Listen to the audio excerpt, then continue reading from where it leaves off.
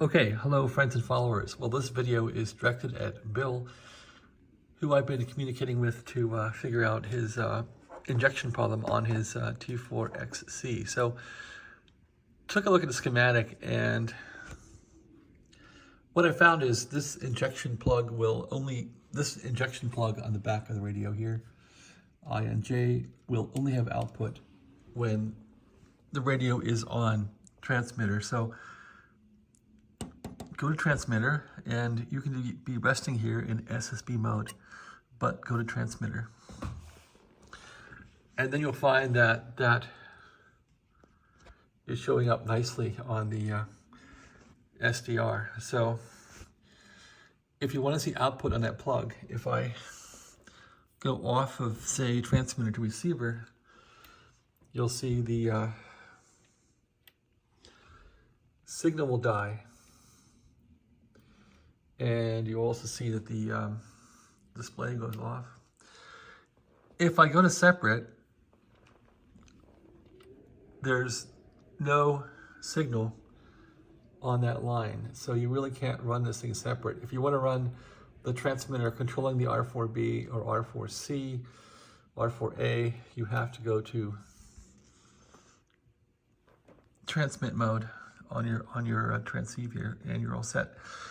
The other thing is this matters. So on this transmitter, you have to keep the band and the preselect the same, or else the signal will diminish. So here I'm changing the preselector, and you'll see the signal will decrease. So you really want to have this thing topped up where it should go on 40 meters, 20 or whatever.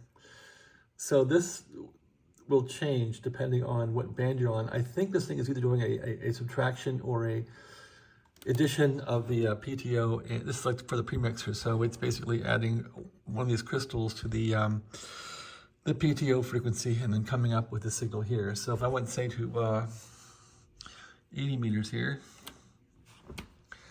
and I put my selector around 80 meters here, there we go. The 80 meter crystal was this first one. And that one is roughly 14.6 plus 5, 14, 15, 16. I think around 19 megahertz. It should have a signal. So let's see, 19 megahertz. Around 19 megahertz. 19. Yep, look at that. So that's how that works. So there's a big signal. If I increase and decrease the, well, no, that's not, yeah, it changes a little bit, sure. So that'll peak around 80 meters. There's the peak right about there, and the button is, sure enough, no, it's around 40. No, it's right at 80. So yeah, that's how that works. 20 meters. There's 14.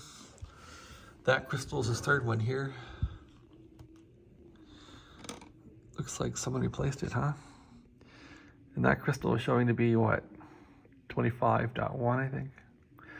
25.1 plus 5, it's about 30.1 or something. So let's peak this in 20 meters.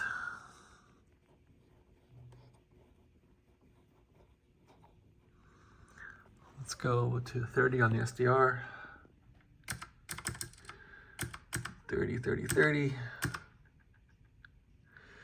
Okay, I'm close to 30 here. What do I see? There's something at 32, something at 30. Maybe I did it with this thing here. Actually, I'll just signal it on and off by going from transmitter to receive. That will turn off this wire and this antenna here for the injection signal. So let's do that. Oh yeah, so lots of harmonics and stuff on here, but that's how that works, people. So, yep, if you're having trouble with the injection, it only works on transmitter here on the transceive, and you can definitely see that there's output off of this wire here. So if I disconnect this, watch what happens. Signals are all gone. Well, there's one. That's probably the one we're after, right?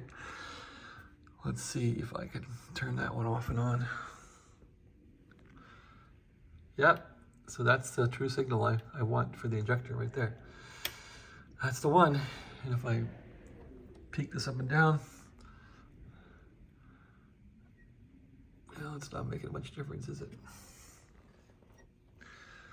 Indeed, it's not. So hard to say what that is, but looks like it's related.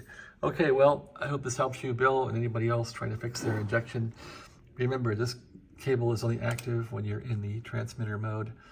For transmit as master, that's the only way it's going to work. And this has to match exactly the band you're on. And so you should have it peaked up before you try it on the receiver. And then on the receiver, this must exactly match the transmitter. So these two dials on transmit receiver, the band and the pre-selector have to be exactly the same for this to work, for the receiver to receive from the transmitter, PTO, and vice versa. Okay, so that's my little tutorial. Take care, have a great day.